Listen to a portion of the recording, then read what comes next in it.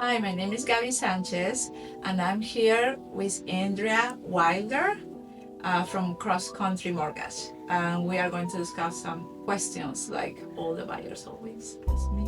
So we have now that specialist, like she will answer all of those.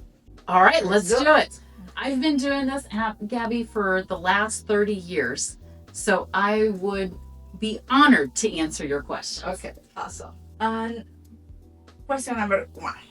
If a person is thinking about buying, what is the first step that they have to do? So my recommendation for the first step is to talk to a loan officer to get pre-qualified. Now, why in the world would I say that's your first step? Because there's so many details that go along with getting approved for a mortgage.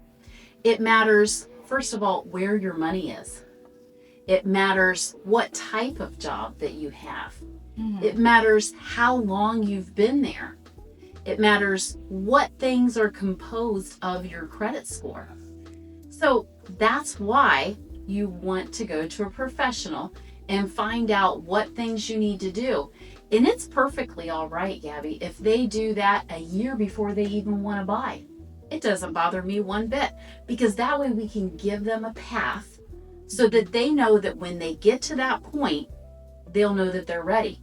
And they'll also know things like, how much am I going to need for a down payment? What's my payment going to be? These are very important questions to have answered from the beginning.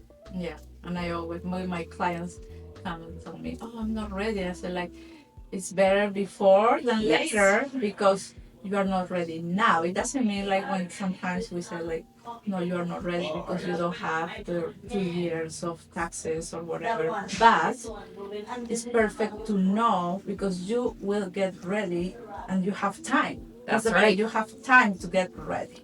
That's exactly right. Okay. So question number two. How much do you really need for a down payment in 2025? Excellent question. So it depends on the program that you get qualified for. Thus, that's why the question number one was so important. Because if you have a program that is a no money down program, well, then that's your answer, right? But if you are using a different type of a product, are you using a product that maybe has grants with it? Are you using a product that requires a certain amount for a down payment so that you can get your payment there? So typically, I tell my clients, when is it ever going to hurt you to save? It never does, right?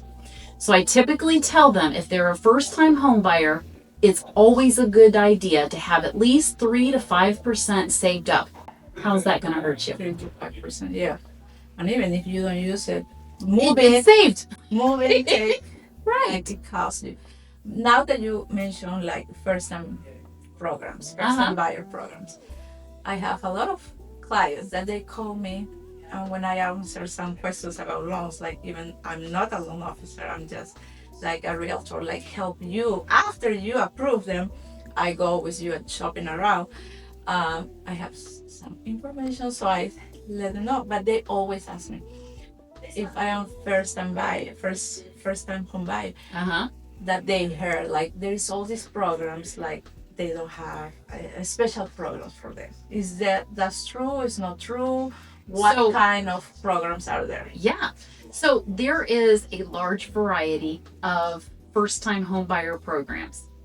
What matters is who can qualify for them. So something interesting that a borrower might not know about is they said, hey, my friend qualified for this grant.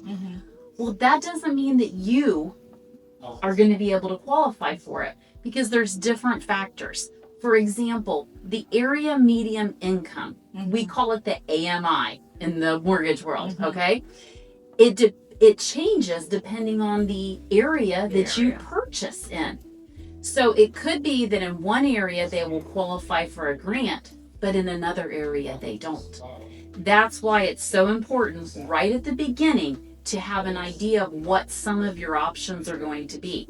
Because if their income is too high so that they don't qualify for those grants, They need to know that up front. Yeah. So that they're more into the saving mode. Yeah. But so technically, it's up to how much is their income. That's exactly correct. In some program, it's just the individual that's applying. Mm-hmm. Other programs, it's the entire family. Okay. So that's the reason why, just to say blank, it's one way for everybody, it's not. Yeah. So that's why education is so important, seeing what your different options are. There is just no cookie cutter, it's this way for everybody. Mm-hmm. Mm-hmm. Okay. Next question. What credit score do you need to qualify for a mortgage? Oh, I love that question. Okay, so credit scores. Here's something very interesting. I recently just closed a loan and the individual had a 525 credit score. That's very low. That's super duper low. Yes. And most people would say there's no way that you can get a mortgage when you're there. That's not necessarily true because I just did it. But again, there are certain factors that come into play if you have those low credit scores. They want to see how many lates have you had recently. And when I say recently, they mean the last 24 months. Okay. So a lot of these factors are going to play in there. But typically, if you're doing government programs, you want to have at least a 580 score. If you're working with me, I am always going to say, okay, here's where your score is, but here is where your potential is. Depending on each person, usually where it's improvement. Like, so if your potential is to get up here, what do we need to do to get you there? So that when we're ready for you to start showing them houses, their score is in a position that you might be able to use better loan programs so that they can win on that house. Okay. And I have a question now that we talk about that. Because when they apply for a loan, they always are scared. Like, no, but I don't want to apply because my credit score is coming down. So how much it comes down when you apply for a mortgage? Like, so it's true, it's not true? Yeah, excellent question. So first of all, most mortgage lenders now can do what's called a soft credit. Mm-hmm. And guess what? When you do a soft credit pull, there is no reduction in the score. Okay. Yay!